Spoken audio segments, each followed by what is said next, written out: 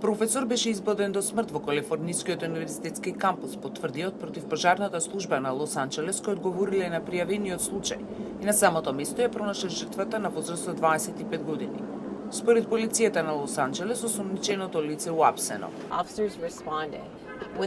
Полицајците реагираа и го уапсија осомниченото лице. Жртвата е професор од универзитетот. Противпожарната служба потврди дека лицето е починато на местото на настанот, а осомничениот е студент. Властите идентификуваа жртвата како Боско Тиџан, професор по психологија на Универзитетот во Јужна Калифорнија, а представниците на Министерството за јавна безбедност во рамките на универзитетот не се достапни за изјава. Универзитетот во Лос Анџелес е една од најпрестижните приватни институции за високо образование, кој во последните години во неколку наврати се најде на насловните страници заради инцидентите со насилниот криминал.